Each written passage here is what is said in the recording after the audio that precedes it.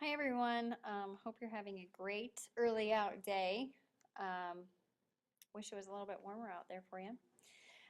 Okay, so we're going to talk about rhombi today in this video. Rhombi, I think my next dog will be named Rhombi. I think that's a cute dog name. But we're going to talk about just rhombi today, and hopefully on Friday we'll talk about squares. So what is a rhombus? A rhombus is a singular rhombi. Okay. So a rhombus is a parallelogram with all four sides congruent. All right, so notice here, all four sides are congruent. Okay, so a rhombus has all the properties of a parallelogram plus theorem 6.15 and 6.16, which we're going to get to. And here's a dog that his name could be Rhombi, I think, or maybe Rhombus. I don't know. Let's see.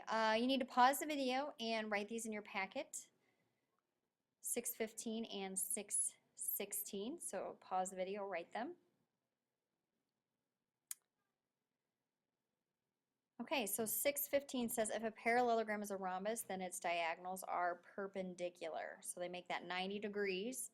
That's going to be huge when we have these problems coming up, these practice problems. And also, if a parallelogram is a rhombus, then the diagonal bisects, this is what we want, bisects a pair of opposite angles. So we have 1 and 2 are congruent because they are bisected. 3 and 4 are congruent because they are bisected.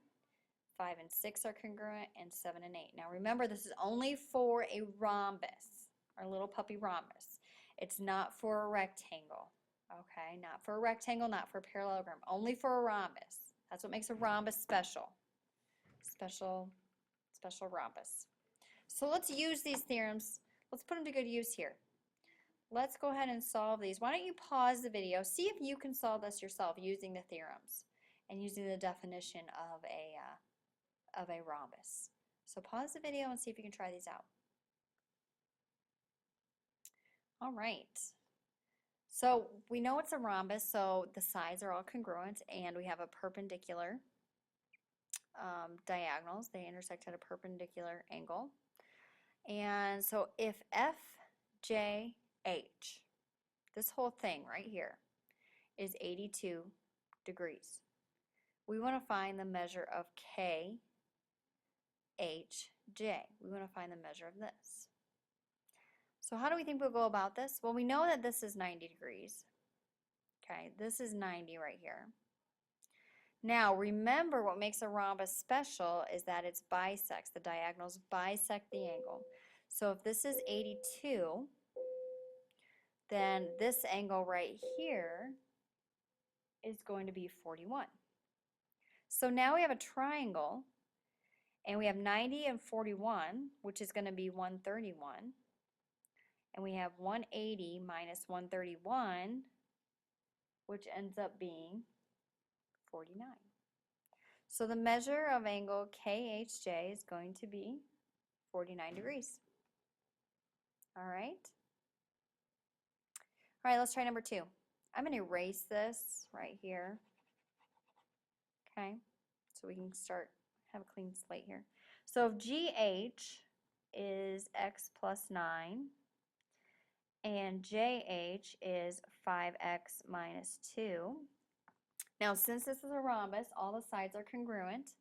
So GH is congruent to JH.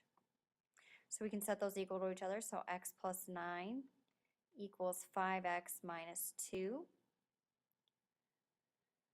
So we are going to go ahead and we can subtract x over, add 2 over.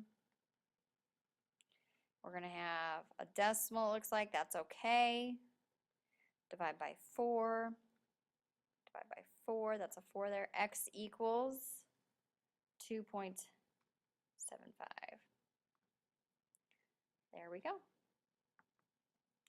So that's using our properties of a rhombus. Now, one last definition I want you to write down, a square.